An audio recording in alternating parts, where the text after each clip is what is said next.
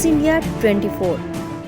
किसी की मजाल नहीं है कि भारत की 1 इंच जमीन का भी अतिक्रमण वो कर पाए।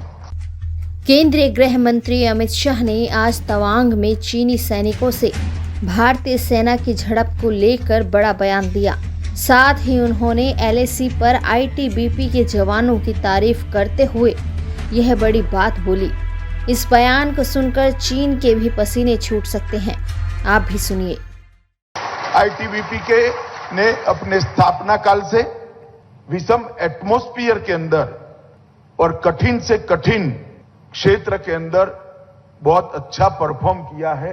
इसलिए मैंने ठेठ उत्तर के जितने भी राज्यों का दौरा किया है, चाहे अरुणाचल हो, कश्मीर हो, लद्दाख हो, हर जगह पे ITBP के जवान को हिमवीर कर कर भारत की जनता बुलाती है और ये उन्होंने दिया हुआ उपनाम है। और मैं मानता हूं पद्मश्री और पद्म विभूषण से भी बड़ा उपनाम भारत की जनता ने मेरे ITBP के सिपाही को दिया है। ये बहुत बड़ी उपलब्धि है क्योंकि ये सरकारी उपनाम नहीं है। सबसे दुर्गम क्षेत्र में काम करने वाला हमारा सुरक्षा बल है। हम कल्पना ही नहीं कर सकते कि -42 डिग्री टेम्परेचर के अंदर देश की सीमाओं की सुरक्षा करना कितना दृढ़ मनोबल और उत्कृष्ट देशभक्ति होती है, तभी हो सकता है। और मैं हमेशा सुनिश्चित होता हूं, लेस मात्र भी चिंता नहीं होती है भारत चीन सीमा की, जब हमें मालूम होता है कि मेरे ITBP का जवान गांव गश्त लगा रहा है या वहां कैंप कर ठहरा है।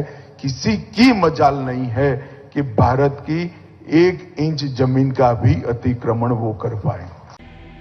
इसके साथ साथ देश के गृह मंत्री ने ITBP के जवानों को हिमवीर की उपाधि देते हुए उनके लिए एक बड़ी घोषणा भी कर डाली।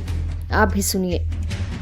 जो जवान मुझे सरहद पर से देख रहे हैं, उनको आनंद होगा कि आपको सरहद पर से कम 100 दिन आपके परिवार के साथ या तो हेडक्वार्टर पर रहना का मौका मिले।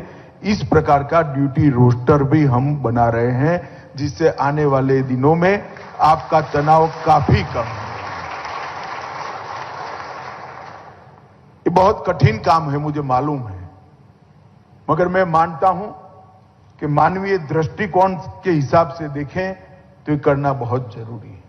वो सभी जवानों को मैं आश्वस्त करना चाहता हूं, चुनाव में जाने से पहले हम आपका 100 दिन आपके परिवार के साथ या तो आपके हेडक्वार्टर पर आप रह पाए, इस प्रकार की सुविधा सुनिश्चित करेंगे। आप भरोसा कर सकते हो। देखना चाहते हैं ट्रेंडिंग न्यूज तो न्यूज इंडिया 24 को सब्सक्राइब कीजिए और बेल आइकन दबाना ना भूलें, क्योंकि हम आपके लिए लेकर आते हैं देश के सभी ट्रेंडिंग मुद्दे जो आप देखना चाहते हैं।